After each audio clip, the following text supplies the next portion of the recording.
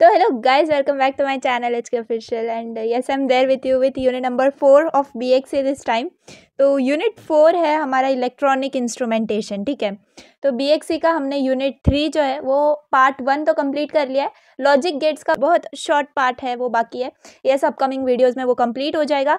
Unit 4 जो है मैंने सोचा इसके ऊपर वन शॉट बना दूं, तो मतलब इसके अंदर बहुत कम टॉपिक्स हैं एंड बिलीव मी सारे के सारे टॉपिक्स आपको एग्जाम में आएंगे। यस, सही सुना आपने, सारे के सारे जो टॉपिक्स हैं वो एग्जाम में आएंगे, लेकिन हाँ उसमें से आपको 3 ही जो है अटेम्प्ट करने होंगे। ठीक है ना, और में आता है तो मतलब इस पर्टिकुलर यूनिट की यही खासियत है कि आपको स्टार्ट टू एंड सब कंप्लीटली पढ़ना होगा and believe me diagram based जो है सब कुछ होगा एंड बहुत इजी आपको ये यूनिट जाएगा। सबसे इजी जो है ना यूनिट 3, 4, 5, 6 में, एक तो 3 मुझे सबसे इजी लगता है बिकॉज इसमें ज़्यादातर कन्वर्जन्स ही हैं एंड ये जो 4th है इसमें क्योंकि मतलब वही टॉपिक्स हैं एंड वही टॉपिक्स आने वाले हैं, तो बस उतना ही पढ़ के हमें एग्जाम में जाना होता है। ठीक है, तो यूनिट 5 और 6 भी आपको बहुत जल्दी मिल जाएंगे एंड यस और भी जो हमारे सब्जेक्ट्स हैं उनके भी वन शॉट आप बहुत जल्दी आपको मिल जाएंगे। ठीक है, तो बस एग्जाम्स की तैयारी अच्छे से कर लेना, इस चैनल को अपने फ्रेंड्स के साथ शेयर कर देना। ठीक है, तो चलिए स्टार्ट करते हैं इस यूनिट को without wasting the time and yes मैं आपको वो सारे टॉपिक्स पहले दिखा दूँ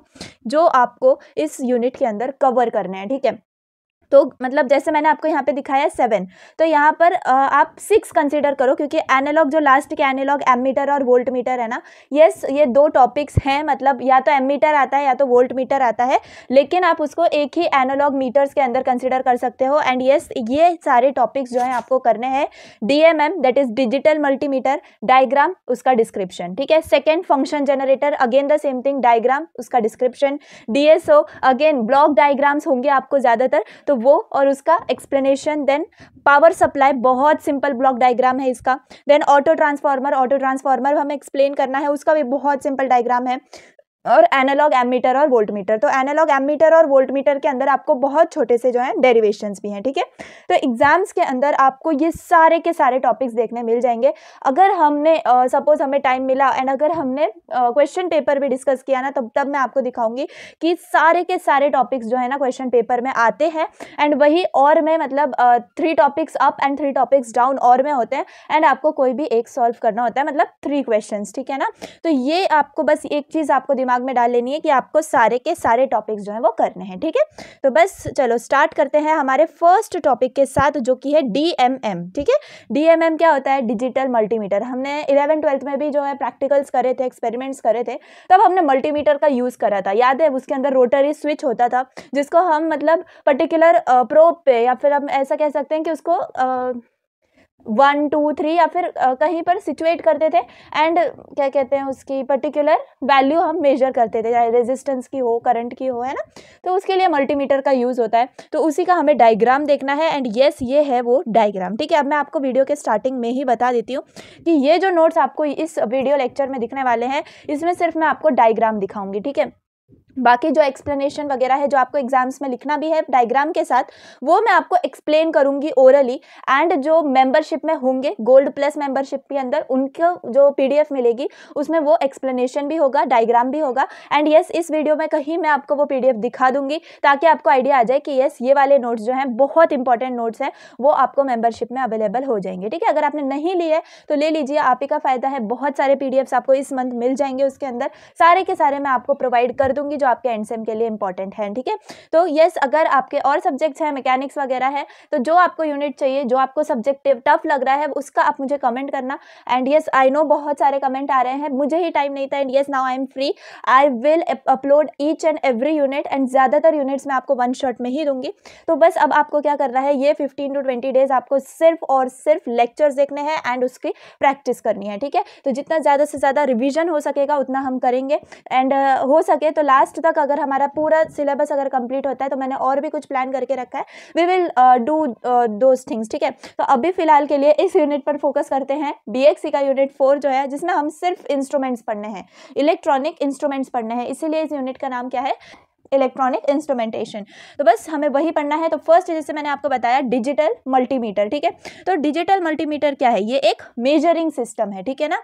इसको लगाकर हम मेजर कर सकते हैं, क्या क्या चीजें मेजर कर सकते हैं आप डायग्राम के अंदर देख सकते हो। रेजिस्टेंस मेजर कर सकते हैं, AC voltage, AC current, DC voltage, ठीक है। यहाँ पर हमें 5 जो है मेजर रंड दिए हुए हैं, मेजर रंड हम इन्हें कहेंगे, ठीक है। तो हम इनको मेजर कर सकते हैं, मतलब बेसिकली एक मेजरिंग सिस्टम है ये, ठीक है। इसका जो ये हमें डायग्राम है ना, ये ब्लॉक डायग्राम है, मतलब हमें इसका प्रोसेस बताया जा रहा है। अदरवाइज आपको अगर मल्टीमीटर देखना है तो आपको स्क्रीन पे दिखता होगा, ऐसा हमें मल्टीमीटर जो है ना वो दिखता है। एंड आई होप आपने इसको यूज भी किया होगा अपने प्रीवियस क्लासेस के अंदर, ठीक है। एंड यस, अगर आपके प्रैक्टिकल्स भी चलते होंगे कॉलेजेस में तो उसमें भी आपको समझ में आ गया होगा। तो चलिए, अब आपको डेफिनेशन कैसे लिखना है। देखो, मल्टीमीटर की आप जो स्टार्टिंग करोगे तो कैसे करोगे। मल्टीमीटर क्या है, एक मोस्ट कॉमन मेजरिंग इंस्ट्रूमेंट है। इलेक्ट्रॉनिक्स के अंदर सबसे ज़्यादा कॉमनली यूज होने वाला जो इंस्ट्रूमेंट है वो हमारा डिजिटल मल्टीमीटर है, ठीक है। सो क्योंकि इसके अंदर मल्टीमीटर का नाम क्यों आया है मल्टीमीटर, क्योंकि इसके अंदर मल्टीपल ऑपरेशंस हो सकते हैं, ठीक है। और इसको हम मल्टीपल मीटर भी बोलते हैं, ठीक है ना। एक ही इंस्ट्रूमेंट से हम इतनी सारी चीज़ें मेजर कर पा रहे हैं, तो इसकी मतलब ये स्पेशलिटी हो गई, hence it is used for various applications, ठीक है। तो ये जो डायग्राम है, अगर आपने ये डायग्राम को अच्छे से समझ लिया, अच्छे से दिमाग में डाल लिया ना, तो बस ये चीज ध्यान में रखो कि एग्जामिनर बीएक्सी के सब्जेक्ट में, मतलब सबसे ज्यादा मैं आपको बताऊं तो सिर्फ और सिर्फ डायग्राम पर फोकस करते हैं। एग्जामिनर थ्योरी नहीं पढ़ता है, एग्जामिनर आपका डायग्राम देखता है एंड उसी से एग्जामाइन कर लेता है कि आपको उस कॉन्सेप्ट की नॉलेज है या नहीं है, ठीक है। तो मैं आपको जितना बता रही हूँ बस उतना करो, डायग्राम पर फोकस करो। अगर थ्योरी में आपको कुछ मतलब 19-20 लग भी रहा है ना, तो बस आप डायग्राम को देख के एंड उसी चीज को लिख दो। बाकी तो मैं हुई आपको बताने के लिए सब। एंड यस, ये चीज मैं आपको तब बता रही हूँ अगर ये वीडियो, यस आई नो बहुत लोग जो है ना एंड मौके पर देखने वाले हैं वन शॉट बोल के, तो बस इसीलिए मैं बता रही हूँ कि सिर्फ डायग्राम पर फोकस करो, ओके। तो चलिए, सबसे पहले हमारे पास क्या है, हमारे पास है कांस्टेंट करंट सोर्स, ठीक है। तो कांस्टेंट करंट सोर्स हमारे डिजिटल मल्टीमीटर को लगता है। और जो ये रोटरी स्विच आपको दिख रहा है जिसमें 1 2 3 4 5 नंबरिंग की हुई है, देखो यहाँ पर, तो ये जो है ना इनपुट प्रोब्स हैं, यानी कि हम इनपुट करेंगे अपने स्विच को, रोटरी है हमारा स्विच। तो अगर हमें रेजिस्टेंस मेजर करना है तो हम इनपुट को कहाँ पर मतलब कनेक्ट करेंगे 1 से, देन इनपुट को, देन हम स्विच को रोटेट करेंगे 2 पर, अगर हमें एसी वोल्टेज को कंसिडर करना है या मेजर करना है, ठीक है। एंड सिमिलरली अगर हमें एसी करंट मेजर करना है तो हम इनपुट को 3 पर देंगे एंड ऐसे ही हम स्विच को रोटेट करेंगे एज पर द रिक्वायरमेंट, ठीक है। तो आई होप आपको समझ में आ गया होगा। अब देखिए, आपको एग्जाम में अगर ये क्वेश्चन आया तो आपको सबसे पहले तो ये डायग्राम बनाना होगा, ओके। सेकेंडली आपको क्या करना होगा, आपको एक एक क्वांटिटी लिखनी होगी एंड वही जो आपने ब्लॉक्स बनाए हैं ना, बस यही आपको वहां पर एक्सप्लेन करना होगा। कैसे, वेट, देखो, रेजिस्टेंस मेजरमेंट, सबसे पहला पॉइंट आपका डायग्राम के नीचे आएगा, क्या, रेजिस्टेंस मेजरमेंट, ठीक है। रेजिस्टर मेजरमेंट में आप क्या लिखोगे, इसके अंदर रोटरी स्विच कहां पर है, कहां पर कनेक्टेड है, तो 1 पर है, ठीक है। Rotary switch is positioned at 1। उसके बाद हमें क्या करना है, रेजिस्टेंस को कनेक्ट करना है इनपुट प्रोब में, ओके। इनपुट प्रोब जो होता है डीएमएम यानी कि डिजिटल मल्टीमीटर का, उसमें हमें रेजिस्टेंस को कनेक्ट करना है जिसे हमें मेजर करना है, ओके। अब ये जो कांस्टेंट करंट सोर्स है, ये क्या करेगा, उस करंट को ड्राइव करेगा थ्रू अननोन रेजिस्टेंस, ठीक है। उस करंट को ड्राइव करेगा थ्रू अननोन रेजिस्टेंस। अब ये अननोन रेजिस्टेंस से क्या होगा, वोल्टेज प्रोड्यूस होगी उस रेजिस्टेंस के अक्रॉस। समझ में आ रहा है। अगर वोल्टेज हमारे रेजिस्टेंस के अराउंड प्रोड्यूस हो गई तो वो वोल्टेज क्या होती है, it is directly proportional to resistance. हमें पता है Ohm's law, V = IR, resistance जो है वो हमारे वोल्टेज के क्या है, डायरेक्टली प्रोपोर्शनल है। तो it is given to buffer amplifier, ठीक है। अब जो वोल्टेज हमें मिली है ना, क्योंकि वो रेजिस्टेंस के डायरेक्टली प्रोपोर्शनल है, जितना वोल्टेज होगा उतनी हमारी रेजिस्टेंस हो जाएगी। तो बस वही हमें बफर एम्पलीफायर के अंदर क्या करनी है, देनी है, ठीक है। समझ में आ गया, बफर एम्पलीफायर को हमें पास करनी है, समझ में आ गया। अब क्या करेंगे हम, अब हमने बफर एम्पलीफायर तक पास कर दी, तो अब क्या होगा, एम्पलीफायर है, इसका मतलब वो एम्पलीफाई होगा, ओके। एंड देन आप देख सकते हो एरो कहाँ जा रहा है, बफर एम्पलीफायर से एरो हमारा जा रहा है AC टू DC कन्वर्टर, ठीक है। AC टू DC लिखो या फिर एनालॉग टू डिजिटल लिखो, ठीक है। आई विल प्रेफर आप एनालॉग टू डिजिटल लिखोगे ना, so that will be more preferable, ठीक है। तो यहाँ पर आप या फिर AC टू DC भी लिख सकते हो, लेकिन yes, analogue to digital is correct. तो आप एनालॉग टू डिजिटल कन्वर्टर लिखो वहां पर, ओके।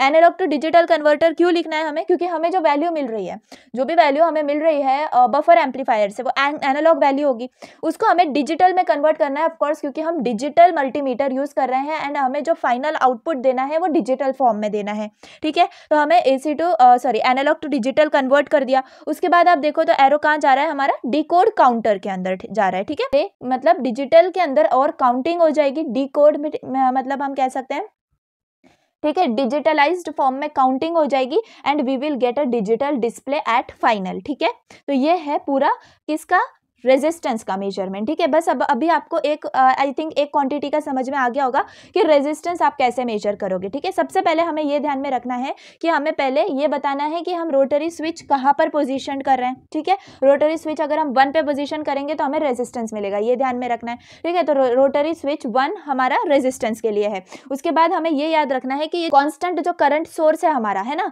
तो वो कॉन्स्टेंट करंट सोर्स के साथ जब रेजिस्टेंस मिक्स होगा यानी कि I × R होगा, ठीक है। कंसेप्चुअली देखो, जब कांस्टेंट करंट सोर्स है एंड हमें रेजिस्टेंस भी मिल गया है तो करंट और रेजिस्टेंस मिक्स होकर हमें क्या देगा, वोल्टेज देगा, है ना। तो वो वोल्टेज जो प्रोड्यूस होगी अक्रॉस दैट रेजिस्टेंस वो क्या होगी, डायरेक्टली प्रोपोर्शनल होगी हमारे रेजिस्टेंस को। तो अब वो जो वोल्टेज प्रोड्यूस हुई है इसको हम क्या करेंगे, बफर एम्पलीफायर के अंदर पास करेंगे, वहां पर एम्पलीफिकेशन होगा एंड डायरेक्टली वो जो है वोल्टेज हमारा पास हो जाएगा किसमें, एनालॉग टू डिजिटल कन्वर्टर के अंदर एंड वहां पर हमें डिजिटल वैल्यू मिल जाएगी, ठीक है। अब जो है डिकोड काउंटर में और वो पूरी एक्यूरेट वैल्यू होके हमें डिजिटल डिस्प्ले के अंदर दिख जाएगी, ठीक है ना। तो ये हो गया आपका रेजिस्टेंस का मेजरमेंट। सेकंड देखो, सेकंड है हमारा एसी वोल्टेज मेजरमेंट, ठीक है। एसी वोल्टेज मेजरमेंट याद रखना, आपके सेकंड रोटरी स्विच के ऊपर आपका एसी वोल्टेज कनेक्टेड है, ठीक है। अब अगर हमें एसी वोल्टेज को कैलकुलेट करना है या फिर मेजर करना है तो हमें क्या करना पड़ेगा, सिलेक्टेड रेंज में अपने डीएमएम को पहले तो पोजीशन करना पड़ेगा, ठीक है। वो सिलेक्टेड रेंज हो गई तो क्या करना पड़ेगा, it is attenuated with the help of compensated attenuator, ठीक है। कॉम्पेंसेटेड एटेन्यूएटर जो है उससे हमारा जो सिग्नल है वो एटेन्यूएट हो जाएगा, ठीक है। उसके बाद it is rectified to produce proportional DC voltage. Rectifier का काम क्या है, रेक्टिफायर का काम हमने पढ़ा हुआ है, रिकॉल करो, रेक्टिफायर का काम है एसी को डीसी में कन्वर्ट करना, ठीक है ना। अब हमें एसी में वोल्टेज मिल रही है तो हमें उसको डीसी के अंदर कन्वर्ट करना पड़ेगा, उसी के बाद एनालॉग टू डिजिटल कन्वर्जन होगा, समझ में आया। तो कॉम्पेंसेटेड एटेन्यूएटर के बाद वो जो वोल्टेज है हमारी रेक्टिफायर के अंदर जाएगी, क्योंकि वो वोल्टेज एसी थी तो हमें उसको डीसी के अंदर कन्वर्ट करना पड़ेगा, ठीक है। तो वो हमारी कन्वर्ट हो जाएगी रेक्टिफायर के अंदर एंड अगेन द सेम हमारा वही ब्लॉक फॉलो होगा, analogue to digital converter, decode counter and digital display, ठीक है। तो ये हो गया किसका, एसी वोल्टेज का, समझ में आ गया।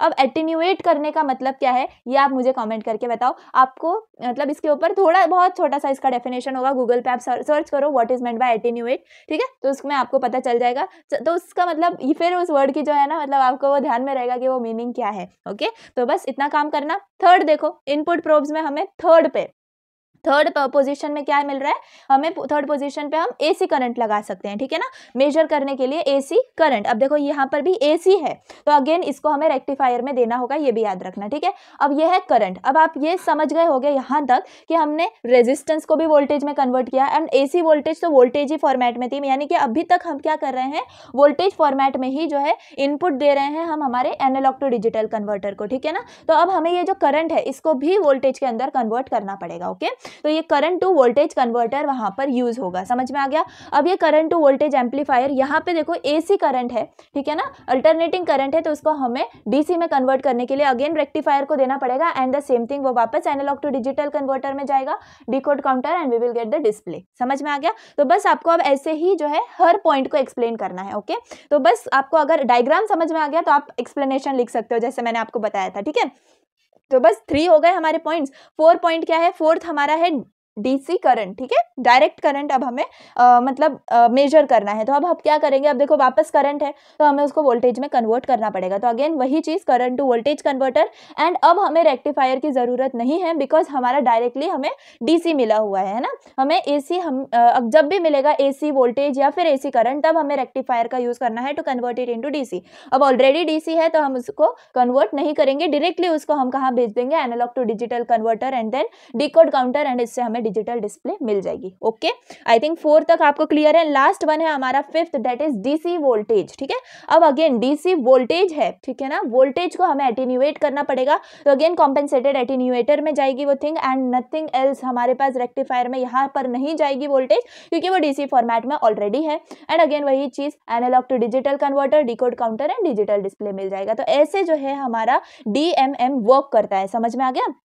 तो बस हमें क्या करना है, रोटरी स्विच पे हमें जो भी हमारे 1 2 3 4 5 हमारे जो भी मेजरेंट्स है ना, उनको बस ध्यान में रखना है। एंड जैसे मैंने आपको बताया कि हर क्वांटिटी को आपको वोल्टेज में कन्वर्ट करना है कैसे भी। समझ में आ गया? तो resistance, AC voltage, AC current and DC voltage, AC वाली जो भी क्वांटिटी है उसके लिए आपको रेक्टिफायर का यूज करना पड़ेगा। एंड आखिर में तो सबका 3 जो ब्लॉक्स है हमारे, analogue to digital, decode counter और डिजिटल डिस्प्ले, तो वो तो सेम ही है ना। तो एक बार आप ड्रॉ करो, एक बार आप बिना देख के ड्रॉ करने का ट्राई करो, आपको बहुत इजीली आ जाएगा। ठीक है ना, तो बस आपको यही करना है। ज्यादा से ज्यादा 1 पेज आप इसका एक्सप्लेनेशन लिखो, क्योंकि आप लिखते जाओगे आपको पता नहीं चलेगा इसका, क्योंकि डायग्राम देखकर जब आप एक्सप्लेनेशन लिखते हो ना, तो अपने वर्ड्स में बहुत सारी एक्सप्लेनेशन आ जाती है। ठीक है ना, तो बस ये डायग्राम इंपॉर्टेंट एंड एग्जामिनर यही फोकस करेगा आपके। ठीक है, तो फर्स्ट पॉइंट हमारा 7 आउट ऑफ 4 फर्स्ट जो है हमारा पॉइंट वो कवर हो गया। आई थिंक ये क्लियर हो गया होगा आपको। और मतलब अगर आपको और डीपली पढ़ना है तो वो नोट्स आपको मेंबरशिप में मिल जाएंगे, सारे के सारे मतलब पॉइंट टू पॉइंट उसके अंदर लिखा हुआ है। ठीक है, तो आपको कोई भी उसके अंदर प्रॉब्लम नहीं आएगी। एक और कंपैरिजन आप स्टडी कर सकते हो एनालॉग और डिजिटल मल्टीमीटर का। ठीक है ना, वो भी आपको नोट्स के अंदर अवेलेबल है, यहाँ पर मैं नहीं बताऊंगी क्योंकि वो एक्स्ट्रा क्वेश्चन है। कंपैरिजन आपको एनालॉग और डिजिटल मल्टीमीटर का आ सकता है प्रोबेबली। ठीक है ना, तो वहां पर आप क्या लिख सकते हो, एनालॉग का मतलब क्या है। ठीक है, एनालॉग में हमें क्या वैल्यूज मिलती है, वहां पर हमें एक्सटर्नल पावर सप्लाई का यूज नहीं होता है, और डिजिटल मल्टीमीटर के अंदर हमें एक्सटर्नल पावर सप्लाई का यूज होता है, ये पता है हमें। ठीक है ना, और एनालॉग मल्टीमीटर अगर आपने देखा हो, ठीक है ना, यूज किया हो प्रैक्टिकल्स के अंदर, तो आपको पता होगा कि जो विजुअल इंडिकेशन होता है उसका, तो हमें मतलब रीडिंग्स में चेंज नजर आता है। ठीक है, इट इज ऑब्जर्वेबल, लेकिन डिजिटल में वो ऑब्जर्वेबल नहीं है, डायरेक्टली हमें जो वैल्यू है वो मिलती है। ओके, एंड आप ये लिख सकते हो एनालॉग के अंदर की less effect of electronic noise. ठीक है, नॉइस का लेस इफेक्ट होता है, डिजिटल में आपको थोड़ा मोर इफेक्ट दिखता है। लेस आइसोलेशन प्रॉब्लम होती है एनालॉग की, and more isolation problem digital ammeter की, सॉरी डिजिटल मल्टीमीटर की। और एनालॉग जो है वो सिंपल इन कंस्ट्रक्शन है, डीएमएम जो है वो थोड़ा सा कॉम्प्लिकेटेड है, आप ऐसे लिख सकते हो। एनालॉग मल्टीमीटर का साइज जो है कंपैरेटिवली डीएमएम से बिग, मतलब ज्यादा होता है। ठीक है, और डीएमएम का जो साइज है वो स्मॉलर होता है। And analogue of course low cost होता है, डिजिटल हमारा मोर कॉस्टलियर इंस्ट्रूमेंट है। समझ में आ गया? तो ये अगर सपोज क्वेश्चन आया तो आप लिखो, अदरवाइज डीएमएम ये कंपलसरी क्वेश्चन है, आपको आएगा ही आएगा, एग्जाम में देख लेना।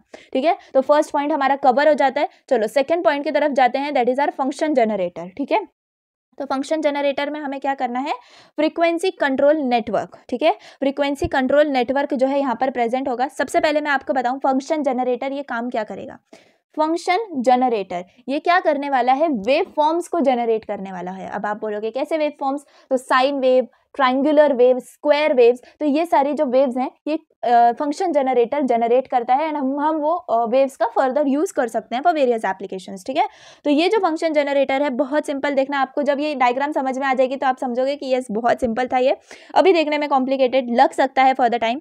तो यहाँ पर आपको क्या लिखना है, सबसे मेन पॉइंट पहले जो आप लिखोगे फंक्शन जनरेटर का, तो वो क्या है, it is an instrument which generates different types of wave forms. समझ में आ गया? बस बहुत सिंपल वर्ड्स में आपको एक्सप्लेनेशन लिखना है। ठीक है, और क्या है, most required common wave form कौन से होते हैं, साइन वेव होता है, ट्राइंगुलर वेव होता है, स्क्वायर वेव होता है। ठीक है, और भी बहुत सारी वेव्स होती हैं, लेकिन हमें जो अभी पढ़ना है फंक्शन जनरेटर में वो सिर्फ 3 ही वेव्स पढ़नी है, तो हम बस उतना ही लिख सकते हैं। ठीक है, और वेरियस आउटपुट्स और हमें मिलते हैं किससे, इस जनरेटर से। ठीक है, और ये भी साइमल्टेनियस मिलते हैं। ठीक है, ऐसा नहीं कि एक बार में साइन वेव एक बार में ट्रायंगुलर वेव, ऐसा नहीं, साइमल्टेनियसली हमें तीनों भी वेव फॉर्म्स मिल सकते हैं। एंड यस, अगर हायर पावर का है हमारा फंक्शन जनरेटर, हाई मतलब क्वालिटी का है, तो उसमें हमें और भी ज्यादा वेव फॉर्म्स देखने मिल सकती हैं। Okay, so the purpose of providing this simultaneous waves क्या होगा, इट इज फुलफिल्ड, मतलब बहुत सारे एप्लीकेशंस होते हैं जिसमें हमें बहुत सारे वेव फॉर्म्स का एक ही मतलब जगह यूज होता है उसका, है ना, तो उसी के लिए फंक्शन जनरेटर का यूज होता है। Okay, output wave form can be generated at a desired frequency in range from few hertz to several kilohertz. ठीक है, बस इतना बहुत हो जाएगा इसका डिस्क्रिप्शन। मैं आपको बताऊं सिर्फ फंक्शन जनरेटर का आप क्या लिखोगे, जैसे मैंने आपको बताया, it is an instrument which generates different types of wave forms. कौन से टाइप्स के वेव फॉर्म्स वो लिख दो। ठीक है, एंड ये एक प्रॉपर्टी लिख दो कि वो साइमल्टेनियसली सारी वेव्स को जो है प्रोड्यूस करता है, तो इट इज़ मतलब highly recommended for various applications. Okay, तो ये हो गया हमारा क्या सिंपल उसका आप प्रिंसिपल टाइप समझ सकते हो किसका, फंक्शन जनरेटर का। उसके बाद द मेन थिंग जो मैंने आपको बताया है वो है आपका डायग्राम। ठीक है, डायग्राम बहुत ज़्यादा इंपॉर्टेंट है एंड वही आप एक्सप्लेन करो। चलो मैं आपको सबसे पहले बता देती हूँ। सबसे पहले हमारा जो ब्लॉक है वो है फ्रीक्वेंसी कंट्रोल नेटवर्क का। ठीक है, वहाँ पर हम क्या कर रहे हैं, फ्रीक्वेंसी को कंट्रोल कर रहे हैं, क्योंकि हमें जो इनपुट मिल रहा है वो वैरिड फ्रीक्वेंसीज का मिलेगा। तो हमें जो इनपुट में लेना है वो कंट्रोल फॉर्मेट में लेना है, तो फ्रीक्वेंसी कंट्रोल नेटवर्क होगा। ठीक है, उसके बाद जो है आप देख सकते हो upper constant current source and lower constant current source. ठीक है, अपर कांस्टेंट करंट सोर्स क्या करेगा, देखो upper and lower constant current sources they supply what, constant DC currents. जो आपको देखो एरोज में मैंने शॉर्टली दिखाया हुआ है I1 और I2, ये क्या है, हमारे डीसी करंट्स हैं। ठीक है ना, और ये दोनों आप देख सकते हो अपोजिट डायरेक्शन में फ्लो हो रहे हैं। Okay, so let upper current constant current source is on. Okay, जब हम देखो अभी मैं आपको क्या बता रही हूँ, अभी सिंपली हमें देखना है ट्रायंगुलर वेवफॉर्म के बारे में। ट्रायंगुलर वेवफॉर्म जो है एकदम हमें सेंटर में मिल रहा है, उससे हमें मतलब जो ट्रायंगुलर वेवफॉर्म है उसी से हम क्या करेंगे, साइन वेव प्रोड्यूस करेंगे एंड उसी से हम स्क्वायर वेव प्रोड्यूस करेंगे। ठीक है ना, तो इसलिए बेसिकली हम क्या सीखेंगे पहले कि how to generate triangular waveform. उसके लिए हमें क्या करना पड़ता है, जो ये हमारा अपर कांस्टेंट करंट सोर्स है और लोअर कांस्टेंट करंट सोर्स है, ये क्या देते हैं, ये अपोजिट डायरेक्शन में डीसी करंट्स को फ्लो कराते हैं। ओके, उसके बाद जो है हम क्या करेंगे, अगर ट्रायंगुलर हमें वेवफॉर्म्स जनरेट करनी है तो अपर कांस्टेंट करंट सोर्स को ऑन रखेंगे। ठीक है, and supplying DC constant current I1 to an integrator. अब ये इंटीग्रेटर जो आपको दिख रहा है यहाँ पर, जब अगर हम सिर्फ अपर कांस्टेंट करंट सोर्स को ही ऑन रखेंगे तो सिर्फ I1 हमें मिलेगा। ठीक है ना, I1 ही बस फ्लो होगा, तो वो हमारे इंटीग्रेटर में जाएगा। ठीक है, इंटीग्रेटर के लिए आप एक फॉर्मूला नोट डाउन कर सकते हो, वी आउटपुट जो हमें मिलेगा किसका, इंटीग्रेटर का, वो होगा 1/c integration of I1 dt। ठीक है, अगर नहीं समझ में आ रहा है स्किप करो, सिर्फ क्या आपको ध्यान में रखना है कि जो आउटपुट वोल्टेज मिल रही है हमें इंटीग्रेटर की, it increases linearly with the time. ठीक है, हमारा जो टाइम है और वोल्टेज है, आउटपुट वोल्टेज ऑफ इंटीग्रेटर, ये दोनों डायरेक्टली प्रोपोर्शनल है। ठीक है, तो ये इंक्रीज होंगे linearly. If the current that changes the capacitor increases और decreases, the slope of output voltage increases और डिक्रीजेस। बस इतना आपको ध्यान में रखना है कि ये जो इंटीग्रेटर का क्या कहते हैं वोल्टेज है वो हमारे किस पे डिपेंड कर रही है, टाइम पे डिपेंड कर रही है, and same thing for current भी। ठीक है, उसके बाद आप देख सकते हो हमारे इंटीग्रेटर के ऊपर वो जो कैपेसिटर प्रेजेंट है। ठीक है ना, तो वो जो इंटीग्रेटर का वी आउटपुट जाएगा वो कैपेसिटर से फ्लो होके हमें कहाँ पे मिलने वाला है, सबसे पहला ब्लॉक कहाँ पर है, वोल्टेज कंपेरेटर। ठीक है, M/V यहाँ पर मल्टी वाइब्रेटर है, तो वोल्टेज कंपेरेटर मल्टी वाइब्रेटर के अंदर हमें वो मिल जाएगा क्या, वोल्टेज। ठीक है, जो कि इंटीग्रेटर से पास हुआ है, समझ में आ गया। तो द वोल्टेज कंपेरेटर क्या है, हमारा मल्टी वाइब्रेटर सर्किट है। When the output voltage of integrator is equal to predetermined maximum value of integrator voltage, यानी कि हम क्या कर रहे हैं, प्री डिटरमाइन कर रहे हैं क्या, इंटीग्रेटर की वोल्टेज की हमें इतनी ही चाहिए, एंड जब हमारी वोल्टेज उधर उतने पॉइंट तक या फिर उतनी वैल्यू तक रीच होती है ना, तब हमारा मल्टी वाइब्रेटर क्या कर देता है, अपना स्टेट चेंज कर देता है, एंड उस स्टेट चेंज होने की वजह से क्या होता है, अपर करंट सोर्स रिमूव हो जाता है। समझ में आ गया, अपर करंट सोर्स का काम यहीं तक था। क्या हुआ, हमने क्या किया, पहले अपर कांस्टेंट करंट सोर्स को ऑन रखा। ठीक है, उससे क्या हुआ, सिर्फ I1 फ्लो हुआ, यानी कि डीसी करंट हमारा सिर्फ I1 फ्लो हुआ, जो कि इंटीग्रेटर में पास हुआ है ना। इंटीग्रेटर में पास होने के बाद हमें क्या मिली, आउटपुट वोल्टेज मिली इंटीग्रेटर में से। कैसे, मैंने आपको बताया, क्योंकि वो दोनों लीनियरली मतलब इंक्रीज करते हैं, है ना, टाइम के साथ वोल्टेज इंक्रीज होगी इंटीग्रेटर की। तो वो वोल्टेज जब हम कैपेसिटर से पास करेंगे एंड वोल्टेज कंपेरेटर तक जो वो जाएगी, तो जो वोल्टेज कंपेरेटर है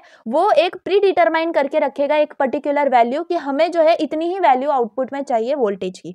ठीक है, तो वो जब मतलब उतने उस टाइम मतलब जितना टाइम बढ़ता जाएगा, एज मैंने बोला कि लीनियरली इंक्रीज होगी, है ना, वोल्टेज, तो जब तक मतलब वो पर्टिकुलर टाइम तक वो वोल्टेज इंक्रीज होगी एंड हमें वोल्टेज कंपैरेटर में जितनी वैल्यू हमने प्री डिटरमाइन करी है, अगर उतनी वैल्यू हो गई तो हमारा जो वोल्टेज कंपैरेटर है वो क्या कर देगा, अपना स्टेट चेंज कर देगा। समझ में आ गया, एंड जैसे ही वो स्टेट चेंज करेगा हमारा अपर कांस्टेंट करंट सोर्स जो है वो रिमूव हो जाएगा। ठीक है, अब हमारा काम आएगा लोअर कांस्टेंट करंट सोर्स का। ठीक है, तो जब अब क्या होगा, lower constant current source on हो जाएगा, पहले वो ऑफ था, अपर कांस्टेंट करंट सोर्स का काम हुआ, अब लोअर कांस्टेंट करंट सोर्स क्या करेगा, स्विच ऑन हो जाएगा, it supplies what, a reverse current to the integrator circuit. जैसे मैंने आपको पहले ही बताया कि I1 और I2 दोनों भी अपोजिट डायरेक्शन में करंट है, तो I1 का काम हो गया, अब I2 क्या करेगा, रिवर्स डायरेक्शन में करंट फ्लो करेगा इंटीग्रेटर सर्किट में। So this causes what, output of the integrator to decrease linearly. पहले क्या हुआ, अपर कांस्टेंट करंट सोर्स में लीनियरली इंक्रीज हुआ है ना, अब क्या होगा, डिक्रीज होगा लीनियरली। क्या चीज डिक्रीज होगी, आउटपुट वोल्टेज, ठीक है, टाइम के साथ अब डिक्रीज होगी क्योंकि हमने करंट का डायरेक्शन रिवर्स कर दिया है। समझ में आया। अब क्या होगा, when the output voltage of integrator equals to the maximum predetermined value of integrator. अब सेम चीज, अब हमने अब जो है वैल्यू वो वाली हमें प्रीडिटरमाइन करनी होगी, एंड अगर वैल्यू उतनी रीच हो गई तो अगेन हमारा कंपैरेटर क्या कर देगा, स्टेट चेंज कर देगा। लेकिन हाँ, इस वक्त जो हमारी प्रीडिटरमाइन वैल्यू होगी वो नेगेटिव साइड में होगी। क्यों, क्योंकि डिक्रीज्ड वोल्टेज हो रही है यहाँ पर। समझ में आ गया। अगेन कंपैरेटर चेंज कर देगा अपनी स्टेट जब वोल्टेज दोनों भी मैच हो जाएंगी, and the lower current source again switches of, ठीक है, एंड वापस से अपर करंट सोर्स ऑन हो जाएगा। समझ में आ गया। तो ऐसे साइमल्टेनियसली हमारे अपर कांस्टेंट करंट सोर्स और लोअर कांस्टेंट करंट सोर्स ये वर्क करते हैं, ठीक है, और वोल्टेज का मैच होता रहता है। जैसे ही मैच होगा तो वोल्टेज कंपैरेटर क्या कर देता है, अपना स्टेट चेंज कर देता है, ठीक है।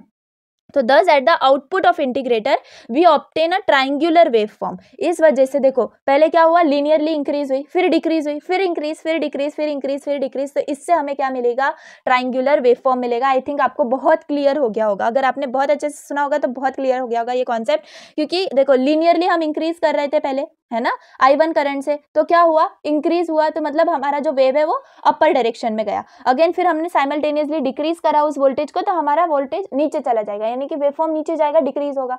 तो अगेन ये ऐसा ट्राइंगुलर फॉर्मेट बन रहा है ना, तो बस वही है हमारी ट्राइंगुलर वेव। समझ में आ गया। तो the frequency of triangular wave form can be determined by the magnitude of current supplied by upper and lower constant current source. तो हमने जो भी I1 और I2 करंट सप्लाई हुआ है ना, तो उनको मेजर करके, उनके मैग्नीट्यूड को मेजर करके हम करंट जो हमारी फ्रीक्वेंसी है उस ट्राइंगुलर वेव फॉर्म की, वो हम कैलकुलेट कर सकते हैं, ठीक है। अब आप बोलोगे कि सब वेव्स के लिए इतना बड़ा बड़ा एक्सप्लेनेशन है, नहीं। ट्राइंगुलर वेव जो है ये मेन वेव है, क्योंकि इसी से हमें साइन वेव और जो स्क्वायर वेव है वो मिलने वाली है, इसीलिए बस ट्राइंगुलर वेव फॉर्म का जो एक्सप्लेनेशन है वो ज्यादा है, एंड वही चीज है जो कि हमारे फंक्शन जनरेटर में हो रही है, ठीक है।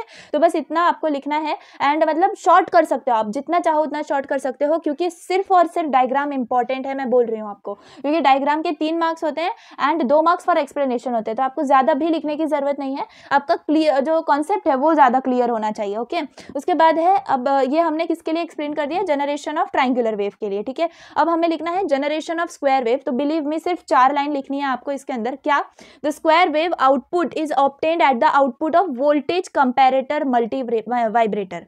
अब ये जो वोल्टेज कंपैरेटर मल्टी वाइब्रेटर है, इसके आगे आपको एक कॉलम दिखता होगा आउटपुट एम्पलीफायर, ठीक है। तो वहां पर आपको क्या मिलेगा, स्क्वायर वेव मिलेगी। समझ में आ गया। तो बस वोल्टेज कंपैरेटर का जो आउटपुट होगा वो आपका स्क्वायर वेव होगा, स्क्वायर वेव फॉर्म आप कह सकते हो। और जो ये फ्रीक्वेंसी होगी, अगर हमें स्क्वायर वेव की भी फ्रीक्वेंसी फाइंड आउट करनी है तो it will be same as that of the frequency of your triangular wave. समझ में आ गया। बस ये 2 सेंटेंस आपको लिखने हैं, ओके। तो ये हो गया किसके लिए, स्क्वायर वेव फॉर्म के लिए। अब सिमिलरली आपको लिखना है generation of sine wave form, ठीक है। तो साइन वेव फॉर्म कब मिलेगा हमें, साइन वेव फॉर्म मिलेगा from triangular wave form only, लेकिन उसके लिए हमें कहां पे आना पड़ेगा, रेजिस्टेंस डायोड शेपिंग सर्किट, ठीक है। बस इतना ही ध्यान में रखो, रेजिस्टेंस डायोड शेपिंग सर्किट, इसका जो आउटपुट होगा वो आपका क्या होगा, साइन वेव फॉर्म होगा। समझ में आ गया। बहुत ज्यादा सिंपल कॉन्सेप्ट है। अगर आपके एक बार दिमाग में फंस गया कि हाँ इसमें क्या हो रहा है, अपर कांस्टेंट करंट सोर्स और लोअर कांस्टेंट करंट सोर्स में क्या हो रहा है, इंटीग्रेटर का काम क्या है, एंड मतलब व्हाटएवर वोल्टेज कंपैरेटर क्यों स्टेट चेंज कर रहा है,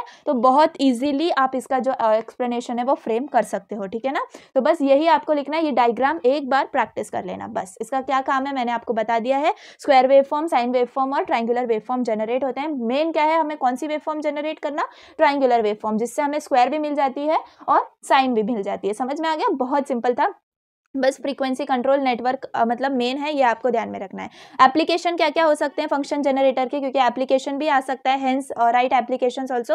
तो आप ये लिख सकते हो कि it is used to generate different types of wave forms such as sine wave, square waves, triangular waves, ठीक है, एट अ डिजायर्ड फ्रीक्वेंसी। हमें जितनी फ्रीक्वेंसी में चाहिए उतनी फ्रीक्वेंसी के रेंज के अंदर हम वो वेव फॉर्म्स को जनरेट कर सकते हैं। ये फर्स्ट एडवांटेज हो गया। उसके बाद आप एप्लीकेशन में सेकेंड क्या लिख सकते हो, it can be used in troubleshooting of various analogue as well as digital instruments, ठीक है।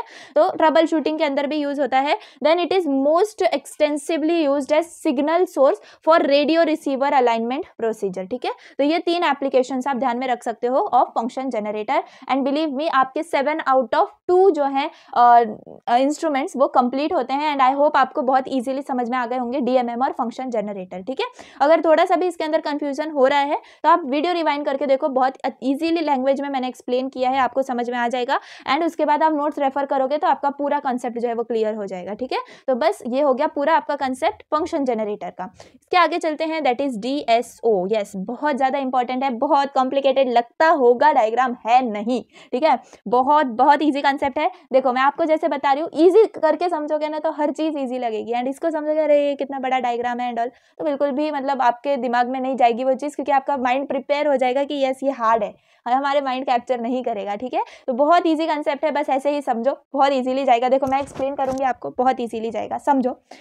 डीएसओ का फुल फॉर्म क्या है? डिजिटल स्टोरेज ऑसिलोस्कोप, ठीक है। डिजिटल स्टोरेज ऑसिलोस्कोप, इसका काम क्या है? बेसिकली इसका काम है स्टोर करना, डेटा को स्टोर करना। इनफाइनाइट डेटा स्टोर हो सकता है डीएसओ के अंदर, ठीक है। आई होप आपने कहीं ना कहीं देखा भी होगा डीएसओ, नहीं देखा है तो यहाँ पर स्क्रीन पे मैं आपको दिखा देती हूँ, ऐसा होता है डीएसओ, ठीक है। तो अब डिजिटल स्टोरेज ऑसिलोस्कोप ये क्या कर देगा, हमारा मतलब बहुत सारे हमारे पास स्टोरेज मेथड्स होते हैं ना, उनको रिप्लेस कर देगा। एंड यस, इसी चीज के अंदर बहुत सारा डेटा जो है वो मतलब with the help of memory store होता है, ठीक है।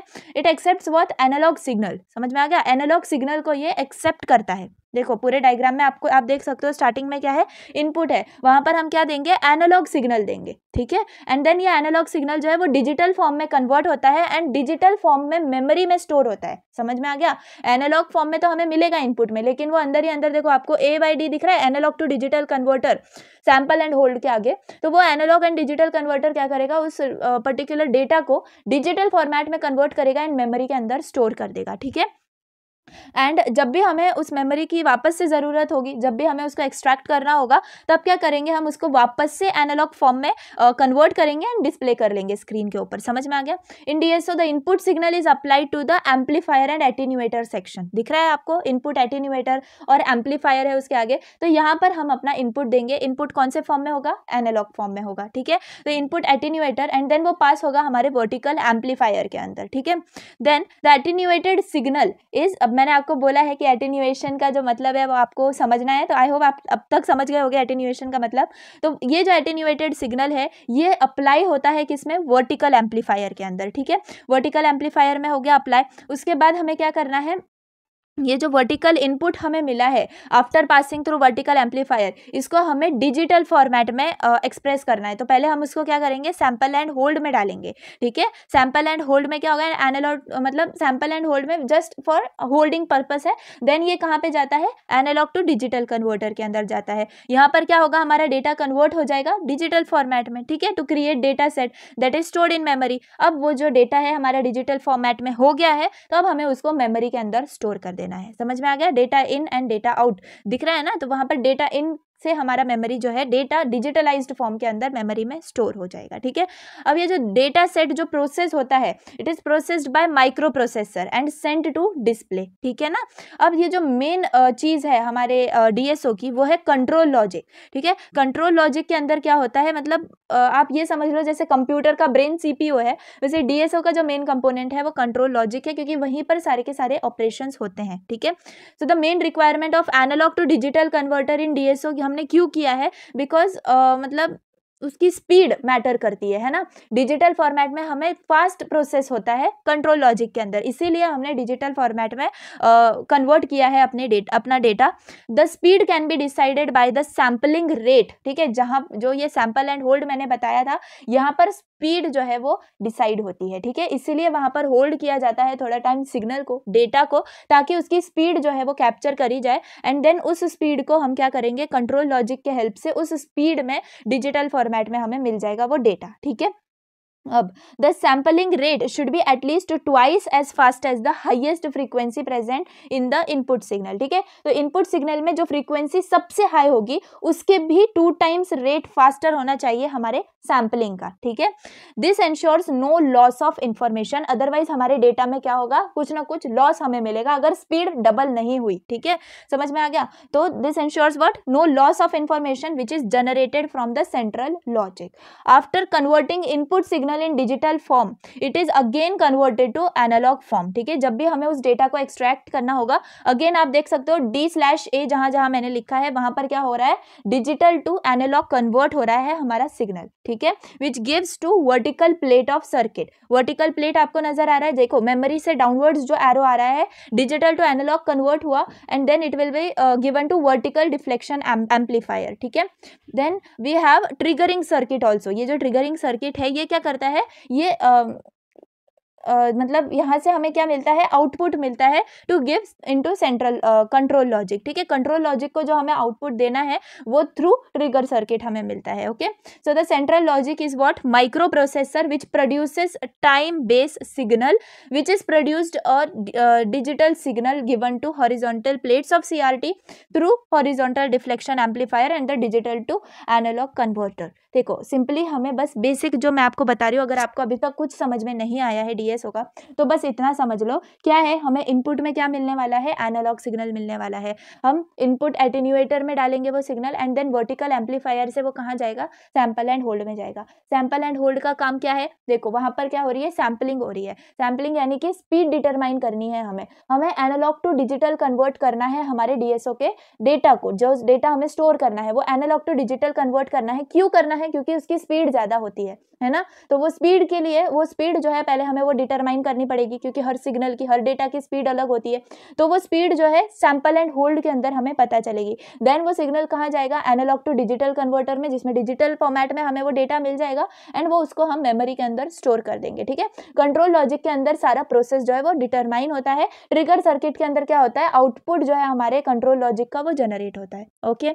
देन आप देख सकते हो जब भी हमें उस मेमोरी को एक्सट्रैक्ट करना है, जो डेटा है वो उसको एक्सट्रैक्ट करना है, हम क्या करेंगे, अगेन उसको डिजिटल टू एनालॉग में कन्वर्ट करेंगे, ठीक है। देन वो जाएगा हमारे वर्टिकल डिफ्लेक्शन एम्पलीफायर के अंदर एंड कैथोड रे ट्यूब में, ठीक है। देन जो कंट्रोल लॉजिक है वहां से भी आप देख सकते हो एक हॉरिजॉन्टल में मिल रहा है ना, डिजिटल फॉर्मेट में। तो जो भी डेटा या तो वर्टिकल एंड हॉरिजॉन्टल दोनों भी तरफ से, यानी कि डेटा लॉस नहीं होगा, ठीक है। कंप्लीट जो हमारा इन्फॉर्मेशन है उस डेटा की वो कंप्लीटली हमें अगेन उसी फॉर्म में, ओरिजिनल फॉर्म जो एनालॉग था उसी फॉर्म में डिस्प्ले हो जाएगी, ठीक है। तो बस यही है DSO। यस, इसकी इस डायग्राम की आपको 1-2 बार प्रैक्टिस करनी पड़ेगी, क्योंकि हाँ बहुत इजी है, समझने में बहुत ज्यादा इजी है। आप एक बार ड्रॉ करने जाओ तो ऐसा नहीं हो कि कोई ना कोई ब्लॉक आप भूल जाओ, इसकी वजह से मैं बोल रही हूँ कि एक आध बार आप प्रैक्टिस कर लो, बहुत ईजी जाएगा। अदरवाइज ये कंसेप्ट बहुत, मतलब 5 मिनट में डायग्राम बन जाएगी अगर आपके दिमाग में है हर चीज, ठीक है। तो बस आपको इतने ब्लॉक्स को ध्यान में रखना है एंड जो मैंने एक्सप्लेनेशन आपको दिया है बस वही आपको लिखना है, ठीक है। चलो एडवांटेजेस भी आ जाते हैं, advantages, disadvantages and applications of DSO, ठीक है। तो एडवांटेजेस में आप क्या लिख सकते हो कि it is easier to operate, ठीक है ना, ज्यादा टफ नहीं है इसको ऑपरेट करना। एंड स्टोरेज टाइम जो है इसका वो इनफाइनाइट है, हम जितना ज्यादा टाइम स्टोर करना चाहते हैं उस पर्टिकुलर डेटा को, उतने टाइम वो स्टोर हो सकता है। The display flexibility is available, the number of traces that can be stored and recall depends on the size of memory, ठीक है। मेमोरी के साइज के ऊपर डिपेंड करता है कि हम उसमें कितना डेटा स्टोर कर सकते हैं, ठीक है। The characters can be displayed on screen along with the waveform which can indicate waveform information such as minimum maximum frequency amplitude, ठीक है।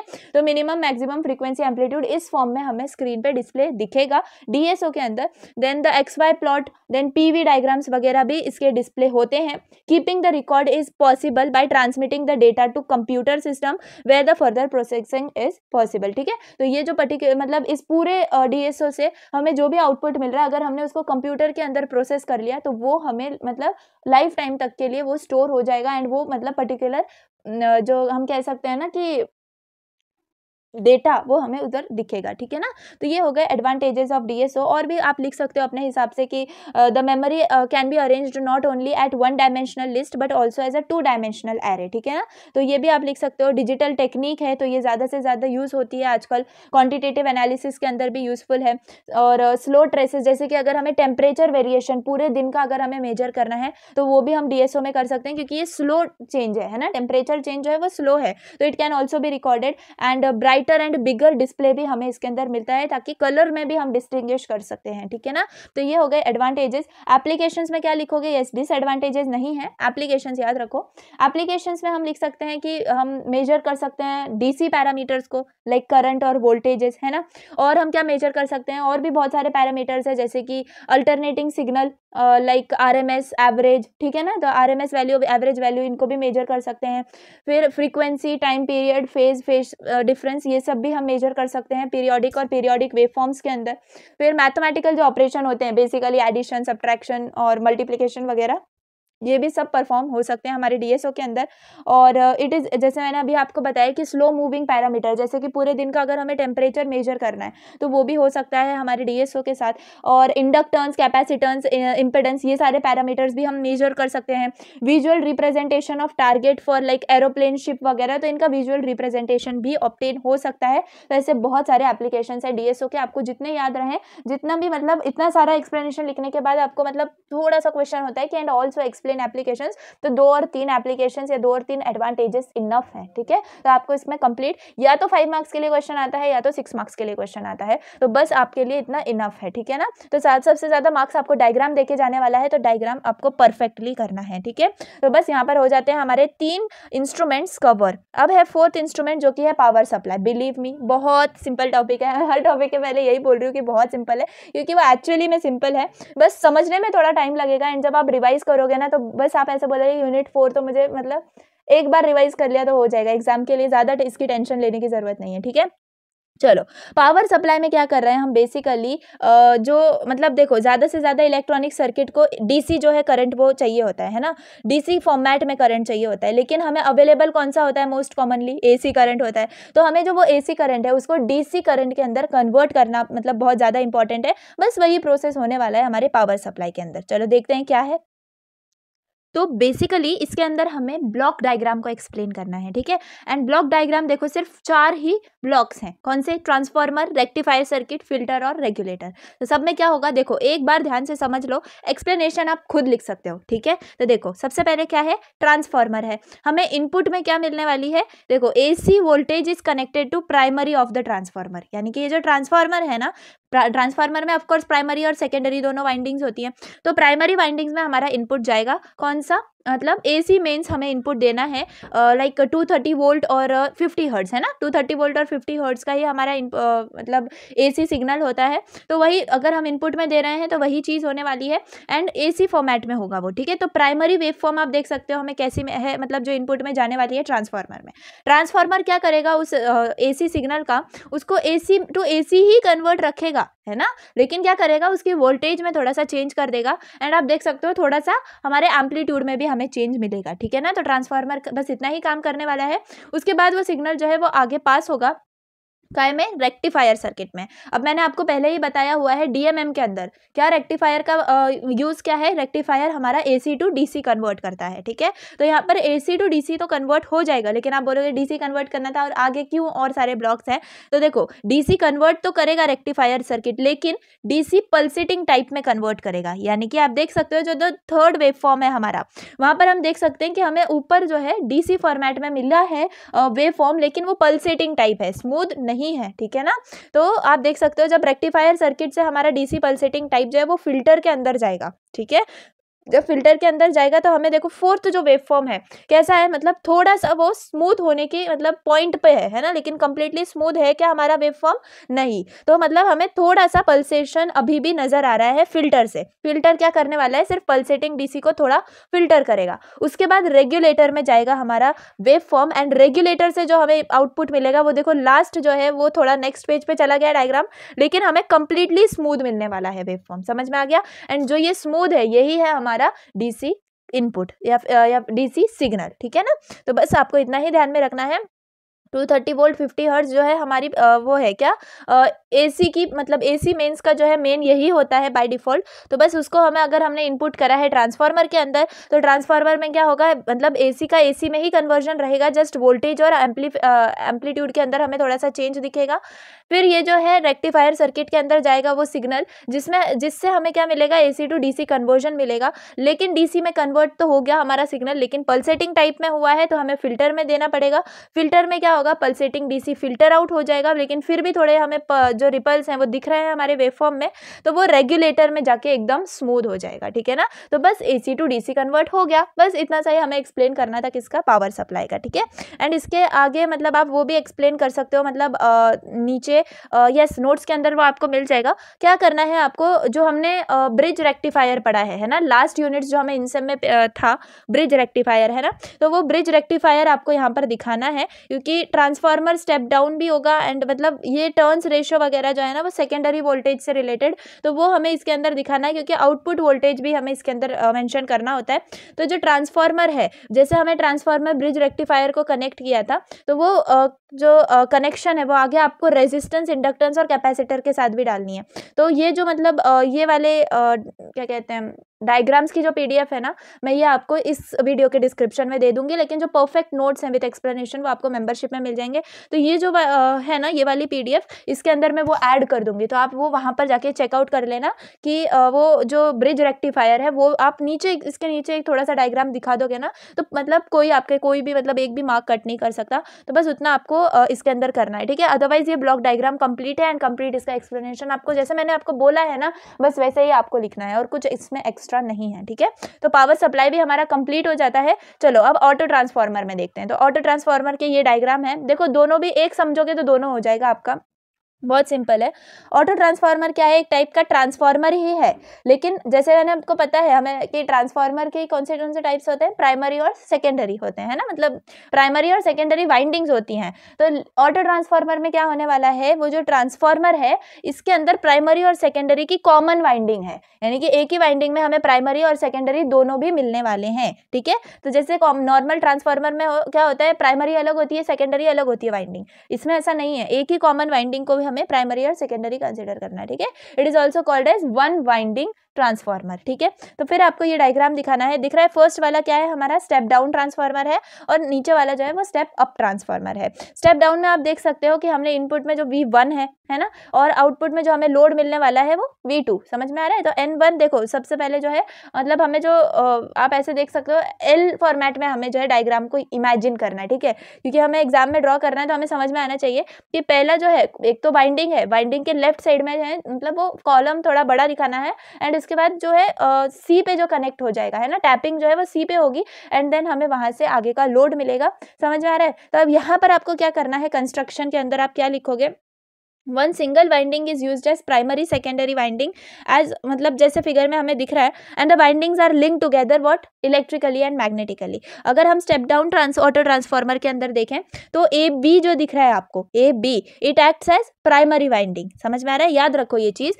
AB जो है वो प्राइमरी वाइंडिंग है, while part of the primary winding यानी जो BC दिख रहा है उसके अंदर, ठीक है, it acts as secondary winding, ठीक है। So the position of C is called as what, percent tapping point, ठीक है, वहां पर टैपिंग हुई भी है, and this can be selected as per requirement, यानी हमें जितने मतलब सेकेंडरी वोल्टेज हमें जितनी चाहिए होगी उस हिसाब से हम टैपिंग कर सकते हैं, एंड उतनी हमें सेकेंडरी वाइंडिंग की लेंथ मिल जाएगी, ठीक है।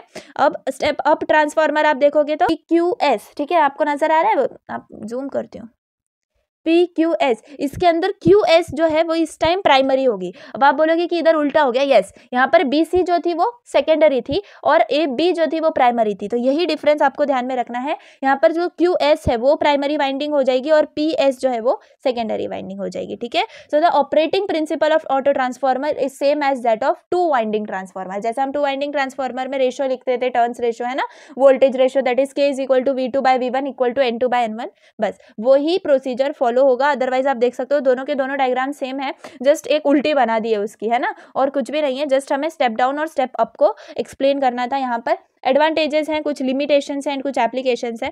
देखो एडवांटेजेस में क्या लिख सकते हैं हम, देखो वाइंडिंग में क्या यूज होने वाला है, कॉपर यूज होने वाला है, तो copper required is very less, okay, ये याद रखना, क्योंकि एक ही कॉमन वाइंडिंग है प्राइमरी और सेकेंडरी की, तो ज्यादा हमें इसके अंदर मतलब कॉस्ट नहीं है, तो copper required is very less, also copper losses जो है वो भी कम है, ठीक है।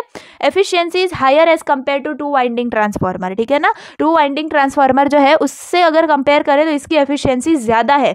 साइज भी इसका शॉर्ट है क्योंकि एक कॉमन वाइंडिंग ही है, एक सिंगल वाइंडिंग ही है, उससे ज्यादा कुछ नहीं है, तो इसका कॉस्ट भी जो है वो कम हो जाता है as compare to two winding transformer, है गेन एंड एडवांटेज। उसके बाद रेजिस्टेंस और लीकेज रिएक्टेंस जो है ना इसका वो कम है as compare to 2 winding transformer. ठीक है, बस अभी फिलहाल के लिए इतना ही ध्यान में रखो कि रेजिस्टेंस और लीकेज रिएक्टेंस जो है वो कम है। और अगर ये कम है लीकेज रिएक्टेंस और क्या कहते हैं रेजिस्टेंस, इसके वजह से क्या होगा, वोल्टेज रेगुलेशन जो है वो सुपेरियर हो जाएगा देन 2 वाइंडिंग ट्रांसफार्मर। ठीक है, अब इनमें से मैंने अभी आपको 6 एडवांटेजेस बोले, आप जितने मतलब आपका 3, 4 जितने भी आपको ध्यान में रहे उतने एडवांटेजेस लिख सकते हो। लिमिटेशंस में क्या लिखेंगे हम, if a section of winding common to primary and secondary is open. ठीक है, थोड़ा सा भी सेक्शन अगर हमने ओपन कर दिया तो full primary voltage appears across the secondary winding, यानी जो प्राइमरी वाइंडिंग में वोल्टेज होनी चाहिए वो पूरी सेकेंडरी वाइंडिंग के अंदर चली जाएगी, यानी कि उसके अंदर हाई वोल्टेज हो जाएगी, तो इसके वजह से डेंजर ऑफ एक्सीडेंट्स हो सकते। ठीक है, no electrical separation between primary and secondary which is risky in case of high voltage levels. Okay, तो ये 2 लिमिटेशंस हैं इसकी। एप्लीकेशंस ऑफ ऑटो ट्रांसफार्मर बहुत ज़्यादा इंपॉर्टेंट है। ठीक है, एडवांटेजेस डिसएडवांटेजेस एक टाइम पे नहीं आएंगे, लेकिन एप्लीकेशंस जो है वो बहुत ज़्यादा इंपॉर्टेंट है। तो इसके अंदर एक बहुत इंटरेस्टिंग एप्लीकेशन है जो मुझे अच्छा लगता है, मतलब वो ध्यान में भी रहता है। वो क्या है, हम सिनेमा हॉल्स में जाते हैं तो मतलब जब पिक्चर स्टार्ट होने वाली होती है तो क्या होता है, एकदम लाइट्स जो है वो धीरे धीरे डिम होना स्टार्ट हो जाती है ना। तो वो जो डिमिंग है वो कैसी है, स्लो है, यानी कि वेरिएक फॉर्मेट में है, तो वहाँ पर ये ऑटो ट्रांसफार्मर का यूज़ होता है। ठीक है ना, धीरे धीरे वोल्टेज को कम करना ये काम होता है ऑटो ट्रांसफार्मर का उस पर्टिकुलर थिंग में। ठीक है, उसको डिमर स्टैट्स भी बोला जाता है। तो मतलब ये बहुत ज़्यादा इंटरेस्टिंग है, तो ये आप लिख सकते हो एप्लीकेशन के अंदर। और भी है जैसे कि स्टार्टिंग रोटेटिंग मशीन, मतलब रोटेटिंग मशीन जो होती हैं लाइक इंडक्शन मोटर्स वगैरह, तो उनको स्टार्ट करने के लिए भी ऑटो ट्रांसफार्मर का यूज़ होता है। एंड इंटरकनेक्टिंग सिस्टम्स में लाइक विच आर ऑपरेटिंग रफली एट सेम वोल्टेज, वहाँ पर भी ऑटो ट्रांसफार्मर का यूज़ होता है। ठीक है, तो बस आपको इतना ध्यान में रखना है, अदरवाइज ये कंप्लीट टॉपिक आपका हो गया ऑटो ट्रांसफार्मर का। ठीक है, आई होप आपको समझ में आ गया होगा, कुछ ज़्यादा इसके अंदर डिफिकल्ट नहीं है, बहुत सिंपल है। डायग्राम भी एक बना लोगे तो दूसरी तो बना ही लोगे, अपोजिट है उसकी। ठीक है, चलो आई होप समझ में आ गया होगा। नेक्स्ट टॉपिक पे आ जाते हैं, that is our analog ammeter. ठीक है, एनालॉग एमीटर में देखो, एनालॉग एमीटर और एनालॉग वोल्ट मीटर, जितना बताऊंगी बस उतना ध्यान में रख लो, बहुत ज़्यादा सिंपल टॉपिक है। क्या होगा एनालॉग एमीटर के अंदर, सबसे पहले तो हम इसका मतलब बेसिक पढ़ते हैं कि क्या है। तो डीआरसबल मूवमेंट इज बेसिकली व्हाट है, तो आपको जो फर्स्ट डायग्राम मैंने बनाया हुआ है नॉर्थ और साउथ, मतलब हमारा क्या है, पोल्स है मैग्नेट के, एंड ये कॉइल आपको नजर आती होगी। ठीक है ना, ये कॉइल जो है मतलब बहुत सारे बाउंड्स होंगे इसके अंदर, आप देख सकते हो वाइंडिंग्स है। इसके बाद हमें एक स्केल दिख रही है। ठीक है ना, तो अगर आपने एनालॉग एमीटर देखा होगा, ऑफकोर्स देखा ही होगा, 11th 12th में भी हुए हैं हमारे बहुत सारे एक्सपेरिमेंट्स, उसमें ऑफकोर्स देखा होगा आपने एमीटर। तो ये जो डिफ्लेक्शन हमें शो करती है एंड हमें चेंज नजर आता है करंट के अंदर, है ना। तो ये क्या होता है, ये डीआरसबल मूवमेंट है। ठीक है, motoring action used as a basic principle for operation of various analog instruments, जो कि मतलब volt meters, ammeters, ohm meters, बहुत सारे हैं जो ऐसे ही इसी प्रिंसिपल पे वर्क करते हैं ना। तो ये जो मूवमेंट है कॉइल एंड ये मैग्नेट्स वगैरह, तो ये डीआरसबल मूवमेंट है। ठीक है, तो ये आपने नहीं भी लिखा तो चलेगा, जस्ट आपको नॉलेज के लिए मैं बता रही हूँ। In this movement there is a coil which is carrying current. ठीक है, ये जो कॉइल आपको दिख रहा है ना, इसमें करंट पास हो रहा है, which is to be measured, which is suspended between the poles of permanent magnet. ठीक है, विच इज अ कॉइल, अब देखो ये जो कॉइल है ये क्या है, मूविंग कॉइल है, whose movement is restrained by the springs. ठीक है, the flux produced by the current carrying coil interacts with the flux of permanent magnet. अभी जो ये कॉइल है ना, इसके अंदर करंट है, ये तो कोई कुछ ना कुछ फ्लक्स प्रोड्यूस करेगा, एंड परमानेंट मैग्नेट भी फ्लक्स प्रोड्यूस करता है, तो ये दोनों भी फ्लक्स जो है वो इंटरैक्ट करते हैं एक दूसरे के, and experiences a torque proportional to the current through the coil. ठीक है, when the current is interrupted, अब जब करंट इंटरप्ट होगा तो मैग्नेटिक फील्ड जो है वो कॉइल के अराउंड प्रोड्यूस होगी। ठीक है, and the coil returns to zero position due to restrain spring. ठीक है, जैसे ही करंट निकल जाएगा तो हमारा जीरो में मतलब जीरो पर पॉइंटर आ जाता है हमारा। ठीक है, अगर अभी तक कुछ समझ में नहीं आ रहा है तो ठीक है, मतलब इतना इंपॉर्टेंट नहीं है वो टॉपिक। जो आपको मतलब एनालॉग एमीटर के अंदर लिखना है वो अब आएगा, आपका जो इंपॉर्टेंट फॉर्मेट है। देखो आप जो सेकंड डायग्राम है जिसमें हम देख सकते हैं कि इनपुट में वोल्टेज गिवन है। ठीक है, इनपुट फॉर्म में, एंड करंट जो है वो पास हो रहा है।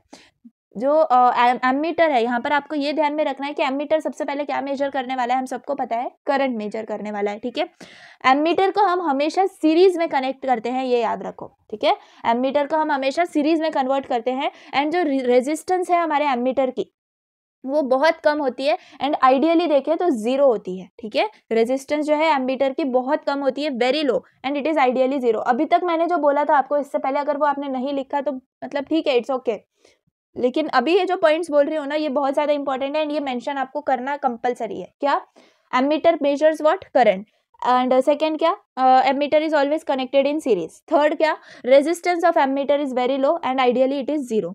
फोर्थ पॉइंट जो इंपॉर्टेंट है वो क्या है, फॉर रेंज एक्सटेंशन, ठीक है, क्योंकि हम ये एक्सटेंशन ही पढ़ रहे हैं एमीटर का, तो रेंज एक्सटेंशन के लिए हमें एमीटर में रेजिस्टेंस जो है वो पैरेलल कनेक्ट करनी होगी, ठीक है। इसीलिए अब मैं उस डायग्राम पे वापस आती हूँ, वो जो हमने रेजिस्टेंस आर एस एच, ठीक है, शंट रेजिस्टेंस जो कनेक्ट करी है वो पैरेलल कनेक्ट करी है। अब समझ में आ गया। तो करंट जो पास होगा हमारे शंट रेजिस्टेंस में वो क्या हो जाएगा, शंट करंट हो जाएगा। एंड जो आगे है हमारा क्या, एम, एम क्या डिनोट करने वाला है यहाँ पर, इट इज़ बेसिक मीटर, ठीक है ना, बेसिक मीटर है यहाँ पर, उसका कुछ ज़्यादा ये नहीं है। तो वो जो बेसिक मीटर में से जो करंट पास होगा it is your meter current, ठीक है, आई एम से डिनोट करेंगे। यानी कि जो आई है वो दो टाइप्स में, दो टाइप्स ऑफ करंट के अंदर कन्वर्ट हो रहा है, I is equal to I S H plus I M, ठीक है ना। The coil in the basic D'Arsonval movement, यानी ये जो डी आर्सवल मूवमेंट सपोज है तो वो बहुत स्मॉल होता है, ठीक है, और बहुत लाइट भी होता है। तो इट इज़ मतलब due to which it can vary with like different small currents वगैरह है ना, तो स्मॉल करंट्स हम मेजर कर सकते हैं। लेकिन अगर हमें लार्ज करंट्स को मेजर करना है तो हमें उसको मॉडिफाई करना पड़ेगा बेसिक अरेंजमेंट को, to get analog ammeter which can measure all this, ठीक है ना। तो एनालॉग एमीटर का ही यूज़ बहुत ज़्यादा इंपॉर्टेंट है, आपको याद रखना। शंट जो है देखो कनेक्ट किया पैरेलल में, वापस बोल रही हूँ, बेसिक एमीटर के पैरेलल में कनेक्ट होती है। बस इतना आपको मतलब बहुत शॉर्ट में इसका एक्सप्लेनेशन लिखना है, ज़्यादा एक्सप्लेनेशन नहीं है। यस, इसका जो है आपको डेरिवेशन पूछा जाता है। तो डेरिवेशन देखो बहुत सिंपल है। सबसे पहले याद रखो कि करंट जो है हमारा दो फॉर्म में, मतलब डायग्राम से ही समझ में आ रहा है, आई S H plus I M, ठीक है ना। तो यहाँ से आपको शंट करंट निकालना है, that is I minus I M, ठीक है। इक्वेशन 1 हो गया। अब यहाँ पर आपको क्या रखना है, as two resistances R S H and R M, ये क्या है, पैरेलल में कनेक्टेड है, ठीक है, पैरेलल में कनेक्टेड है, तो इनका जो वोल्टेज ड्रॉप होगा वो सेम होगा। समझ में आ गया। तो वोल्टेज ड्रॉप अगर सेम होगा तो ये दोनों भी वोल्टेजेस को हम इक्वल कर सकते हैं। तो हमें वोल्टेज क्या होती है, देखो ओम्स लॉ से, V is equal to I R, ठीक है। तो आई आर यानी कि वोल्टेज को हम कैसे लिखेंगे, आई एस एच, यहाँ पर शंट की बात हो रही है, तो shunt current into shunt resistance, ये हो गया उसकी voltage, it is equal to I M into R M, ठीक है। उस मीटर का करंट एंड मीटर का रेजिस्टेंस, ये क्या हो जाएगा, उसका वोल्टेज। तो दोनों भी वोल्टेज हमने इक्वेट कर दी। समझ में आ गया ये स्टेप। बस ये दो ही स्टेप्स जो है आपको याद रखने हैं। तो ये I S H into R S H is equal to I M into R M. अब यहाँ से हम आर एस एच निकालेंगे तो वो क्या आ जाएगा, I M R M upon I S H, ठीक है। अब यहाँ पर क्या करेंगे, हम आई एस एच की जो वैल्यू है वो इक्वेशन 1 से यहाँ पर सब्सटीट्यूट कर देंगे। तो आर एस एच क्या मिलेगा, I M R M upon I minus I M. अब न्यूमरेटर और डिनोमिनेटर को जो है वो डिवाइड करेंगे हम आई एम से, ठीक है। तो आई एम से न्यूमरेटर एंड डिनोमिनेटर को जब हम डिवाइड करेंगे तो क्या मिलेगा हमें, इस फॉर्मेट में हमें मिल जाएगा जिसमें आई एम जो है वो कैंसिल हो जाएंगे, तो R M upon I M minus 1 मिलेगा, है ना। तो यहाँ पर जो ये आई अपॉन आई एम है इसको हम क्या कंसिडर करेंगे, एम। एम क्या है, मल्टीप्लाइंग फैक्टर है, ठीक है, multiplying factor of shunt, and it is defined as what, ratio of total current to total, और करंट आप कह सकते हो थ्रू मूविंग कॉइल मीटर, ठीक है ना। तो यहाँ पर आपको एम कंसिडर करना है, आई अपॉन आई एम। तो हमारा इक्वेशन क्या बन जाएगा, R S H is equal to R M upon M minus 1, ठीक है। तो ये इंपॉर्टेंट है किसका, आर एस एच का। एंड यहाँ पर आप एम भी लिख सकते हो, आई अपॉन आई एम, जैसे मैंने यहाँ पर लिखा हुआ है, ठीक है। सपोज अगर बाई चांस, ठीक है, बहुत कम चांसेस है, लेकिन अगर न्यूमेरिकल आया तो आपको देखो ये यहाँ पर मैंने लिखा हुआ है एक न्यूमेरिकल, तो शंट रेजिस्टेंस से रिलेटेड ही है, तो बस वही फॉर्मूला यहाँ पर यूज करा है। आप चाहो तो वीडियो पॉज करो, बहुत सिंपल है, बस वैल्यूज पुट करिए एंड वैल्यू आई है, ठीक है ना।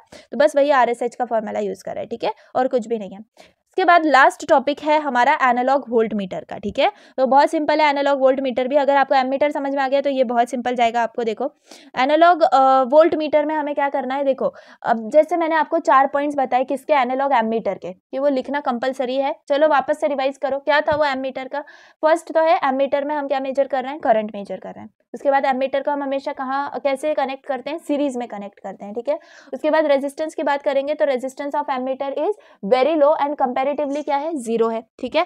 और क्या हमने लास्ट पॉइंट हमने क्या बोला था कि रेंज एक्सटेंशन में जब हम एमीटर को लगाएंगे तो resistance is connected in parallel. इसी वजह से हमने जो डायग्राम बनाया था वहां पर आरएसएच जो है वो पैरेलल में रखा था, किसके, बेसिक मीटर के, ठीक है।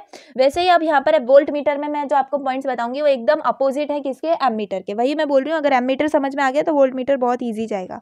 कैसे है वोल्ट मीटर में, देखो वोल्ट मीटर सबसे पहले आपको लिखना है, volt meter is used to measure what, voltage, correct. उसके बाद वोल्ट मीटर को हम कैसे कनेक्ट करते हैं, वोल्ट मीटर में से अगर हमें मेजरमेंट चाहिए तो हमें वोल्ट मीटर को पैरेलल के अंदर कनेक्ट करना पड़ता है, ठीक है, हो गया ना उसके अपोजिट।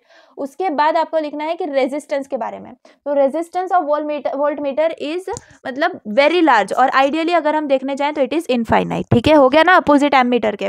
और जो लास्ट पॉइंट है, यानी कि अगर हमें रेंज एक्सटेंशन में लगाना है वोल्ट मीटर, तो हमें क्या करना पड़ेगा, जो रेजिस्टेंस है वो उसकी सीरीज के अंदर कनेक्ट करना पड़ेगा, ठीक है। तो अगर हम सीरीज के अंदर कनेक्ट करेंगे तो आप देख सकते हो डायग्राम में सीरीज में कनेक्टेड है ना।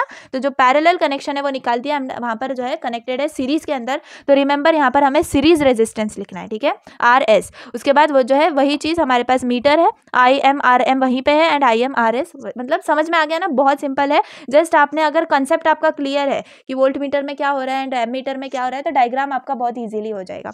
तो चलो इसका डेरिवेशन कैसा है, इसमें हमें स्टार्ट करना होगा किससे, वोल्टेज से, ठीक है, यानी फुल रेंज वोल्ट या फिर फुल रेंज वोल्टेज आप याद रख सकते हो यहाँ पर। एक और चीज, अगर आपको RM IM ये क्या है नहीं पता, देखो सुनो, RM क्या है, हमारा इंटरनल रेजिस्टेंस है किसका, मीटर का, ठीक है, मीटर का इंटरनल रेजिस्टेंस। RS क्या है इस केस में, सीरीज मल्टीप्लायर रेजिस्टेंस, ठीक है। IM क्या है, full scale deflection current, okay. उसके बाद यस मतलब यही चीज है, और कुछ ज्यादा है नहीं, तो बस यही आपको ध्यान में रखना है। यहाँ पर जो टोटल वोल्टेज है वो आपकी क्या होगी, तो IM/RS प्लस IM/RM होगी, ठीक है। डायग्राम से हम लिख सकते हैं, दोनों भी वोल्टेजेस को हमने कंसिडर किया है। तो यहाँ पर RS क्या हो जाएगा, RS अगर हम निकालें तो VT/IM, जस्ट रीअरेंज किया है कंप्लीट इक्वेशन को, तो VT/IM माइनस RM मिल जाएगा, ठीक है, IM कैंसिल हो जाएगा। तो RS हमें क्या मिला, V/IM माइनस RM। अब यहाँ पर जो VT/IM है ना, या फिर आप V/IM भी लिख सकते हो, तो इसको हम क्या बोलेंगे, मल्टीप्लायर। जो रेशो हमने अभी पहले एमीटर के केस में देखा था ना, तो बस वही है मल्टीप्लायर फैक्टर। तो यहाँ पर वो क्या है, V/VM या फिर VT/VM आप कह सकते हो, ठीक है। तो अगर मैंने इस फॉर्मेट में देखा तो ये हो जाएगा उसका डेरिवेशन जो फर्स्ट में है। एंड आपको डायरेक्टली आप कैसे लिख सकते हो, multiplier factor is equal to what, V/VM which is equal to IM into what, RM/RS। IM common ले लेंगे तो RM प्लस RS हो जाएगा अपॉन IM/RM, ठीक है, जस्ट मैंने उसको ही रीअरेंज किया है, नथिंग एल्स, ठीक है। तो मल्टीप्लायर फैक्टर के लिए क्या हो जाएगा, 1 प्लस RS अपॉन RM, ठीक है। तो इसके इन दिस केस क्या है हमारा RS, इसको अगर आप कंसिडर करो तो यहाँ पर RS क्या है, RM के M-1 टाइम्स है ना, इसको आप कंसिडर करो, M is equal to RS upon RM plus 1 को। नोट्स में बहुत क्लियरली मेंशन किया है मैंने हर चीज को, अभी आपको दिखाऊंगी भी मैं वो नोट्स, तो आपको क्लियर हो जाएगा। M-M1 इंटू RM होगा टाइम्स इन वोल्ट मीटर, और एम मीटर के अंदर क्या होगा, एम मीटर के अंदर हमें क्या कहते हैं, RS is equal to what, RSH is equal to RM upon 1 M-M1, मतलब वो डिवाइड होगा वहां पर एंड यहाँ पर मल्टीप्लाई होगा, ठीक है। तो मल्टी रेंज वोल्ट मीटर का ये है, कभी मल्टी रेंज पूछा नहीं गया है एम मीटर और वोल्ट मीटर का, तो वो हम नहीं पढ़ रहे हैं, ठीक है। नोट्स में यस ऑफकोर्स नोट्स में आपको वो मिल जाएगा, अगर आपके पास टाइम है सफिशिएंट तो आप पढ़ो, बहुत ईजी लैंग्वेज में, जस्ट पढ़ के आपको समझ में आ जाएगा वो, ठीक है। तो चलिए हो जाता है हमारा ये कंप्लीट यूनिट, ठीक है। कंप्लीट हैंड रिटन नोट्स की जो PDF है वो आपको गोल्ड प्लस मेंबरशिप में मिल जाएगी। तो अगर आपको बिल्कुल टेंशन फ्री रहना है एंडसेम के लिए, ठीक है, मैं ज़्यादा से ज़्यादा मेरे पास जितने नोट्स अवेलेबल होंगे मैं सारी की सारी डिकोड्स भी जो है ना मेंबरशिप के अंदर वो अपलोड कर दूंगी, ताकि मतलब कुछ भी ऐसा नहीं बचे जो आपके पास हो नहीं, ठीक है। तो हर चीज़ की PDF एंड हर चीज़ के इंपॉर्टेंट नोट्स PDFs वगैरह आपको सब जो है वो गोल्ड मेंबरशिप में मिल जाएगा। तो बस वहाँ पर आप जो है, यस मैंने प्लैटिनम के अंदर रखे थे सारे के सारे नोट्स लेक्चर्स के, लेकिन यस मैंने उसको थोड़ा सा कम किया है ताकि लोग इतना अफोर्ड नहीं कर पा रहे हैं, तो इसलिए मैंने गोल्ड मेंबरशिप के अंदर ही सारे के सारे PDFs देना मतलब स्टार्ट कर दिया है। तो बस आप उसको परचेज कर लो, आपका सब कुछ हो जाएगा बहुत इजीली, ठीक है। अभी मैं आपको वो PDF दिखाती हूँ जो कि मैं आपको मेंबरशिप के अंदर देने वाली हूँ, ठीक है। तो बहुत अच्छे से उसके अंदर सब कुछ लिखा हुआ है, देखो। तो ये है वो PDF, ठीक है, इलेक्ट्रॉनिक इंस्ट्रूमेंटेशन हमारे यूनिट 4 की। तो ये आप देख सकते हो, ये है वो DMM, ये पूरा इसका एक्सप्लेनेशन है, देखो बहुत इजी लैंग्वेज में हर जो एक्सप्लेनेशन है ना, जो मैंने आपको एक्सप्लेन किया है वो हर चीज़ है इसके अंदर। जो कंपैरिजन मैंने आपको बोला था, ठीक है ना, वो कंपैरिजन है। फिर ये फंक्शन जनरेटर, इसका पूरा का पूरा एक्सप्लेनेशन है इसके अंदर। देन सारी मतलब बहुत सारी एक्स्ट्रा चीज़ें भी हैं जो कि मतलब आप पढ़ सकते हो। देखो ये पावर सप्लाई एंड जो मैं आपको बता रही थी ये, ठीक है, इसका मैं फोटो जो है नेक्स्ट जो डिस्क्रिप्शन के अंदर PDF डालूंगी, वो सिर्फ डायग्राम की होगी, ठीक है। तो पहले ही मेंशन कर देती हूँ ताकि आप बोलो कि फिर वो वाली PDF किधर है, वो आपको मेंबरशिप में मिलेगी, ठीक है। ये जो है डायग्राम आप अभी चाहो तो स्क्रीनशॉट ले सकते हो, इसको आपको ड्रॉ करना है पावर सप्लाई के नीचे, अदरवाइज ये ऑटो ट्रांसफार्मर है, इसके पूरे नोट्स हैं। देन ये एम मीटर है, ठीक है, यहाँ पर मैंने जो है कॉलम में लिख दिया वो पॉइंट्स जो कि इंपॉर्टेंट है, ठीक है। फिर और यस ये देखो मल्टीप्लायर एंड ऑल, ये सारे देखो, ये बहुत सारे न्यूमेरिकल्स भी हैं जो कि मैंने इसके अंदर इंक्लूड करे हुए हैं, ये देखो ये सारे न्यूमेरिकल्स, ठीक है। और मल्टी रेंज एनालॉग एमीटर जो मैंने यहाँ पर एक्सप्लेन नहीं किया, लेकिन यस अगर आपको चाहिए तो आप पढ़ सकते हो, ज़्यादा इंपॉर्टेंट इंपॉर्टेंट है नहीं वैसे, ठीक है। सारे के सारे यहाँ पर आपको और एक्सपेक्ट मतलब रिक्वायरमेंट्स वगैरह ये सब मिल जाएगा, ठीक है। ये वोल्ट मीटर के ऊपर है, ठीक है। ये मल्टी रेंज वोल्ट मीटर का डायग्राम एंड एक्सप्लेनेशन, बस, ठीक है। बहुत सारे न्यूमेरिकल्स भी हैं, तो बस ये जो PDF है ये आपको मिल जाएगी गोल्ड मेंबरशिप के अंदर। सो बस आई होप कि आपको पूरा यूनिट अच्छे से समझ में आया होगा। ज़्यादा बड़ा यूनिट नहीं है, बहुत छोटा है, बस हमें क्या करना है, एक बार टाइम देके इसको समझना है, ठीक है। समझना इंपॉर्टेंट है। एंड यस, आप जब रिवाइज करने जाओगे तो आपको समझ में आएगा कि यस यूनिट बहुत सिंपल था। एंड यस, आप अगर एक बार अभी पढ़ लो, मैं तो कह रही हूँ एग्जाम्स के पहले ही पढ़ लो, ताकि आपको एग्जाम्स में बस रिवाइज करना हो, क्योंकि फिर एग्जाम्स के टाइम जब हम समझने जाते हैं तो थोड़ा ज़्यादा बर्डन सा लगता है, ठीक है। वन शॉट में आपको दिया है मैंने पूरा यूनिट। आई होप आप इसको अपने फ्रेंड्स के साथ शेयर करोगे। मतलब मेंबरशिप में बार बार आपको बोल रही हूँ परचेस करो, ताकि मतलब आपको ही फायदा है उससे। आप जो चाहो मतलब वहाँ पर मुझसे डाउट्स वगैरह भी पूछ सकते हो, क्योंकि उन कमेंट्स का रिप्लाई फास्ट है, तो वो मतलब मुझे सबसे पहले दिखते हैं, तो उनका रिप्लाई मैं जल्दी दे पाती हूँ, ठीक है। अदरवाइज आपको जो भी डाउट है वो आप इसके कमेंट सेक्शन में डालिए, मैं सबके कमेंट्स पढ़ूंगी। एंड यस, आगे के यूनिट्स मैं बोल रही हूँ आपको बहुत जल्दी मिलने वाले हैं, ठीक है। सब मतलब जितना ज़्यादा हो सकेगा उतना मैं सब कवर करने की कोशिश करूंगी, लेकिन बस मुझे आपकी साइड से जो है वो सपोर्ट ही चाहिए और कुछ नहीं चाहिए, ठीक है। तो बस आप ज़्यादा से ज़्यादा अपने फ्रेंड्स तक इस चैनल को पहुंचाइए, इस मतलब इन वीडियोस को अपने ग्रुप्स के अंदर शेयर करिए, ठीक है। तो बहुत मतलब ज़्यादा हेल्प होगी और कुछ भी नहीं, ठीक है। तो चलिए एंड करती हूँ मैं इस वीडियो को यहाँ पर। आई होप आप बहुत अच्छा कमेंट्स करोगे, नीचे जो भी डाउट है पूछ लेना, एंड जो जैसा भी लगा हो आपको लेक्चर नीचे लिख देना थोड़ा सा। तो ठीक है, for the time thanks for watching, keep learning and and same के लिए अच्छे से पढ़ना, ठीक है। सब कुछ आपको मैं प्रोवाइड करूँगी। चलो ठीक है, बाय।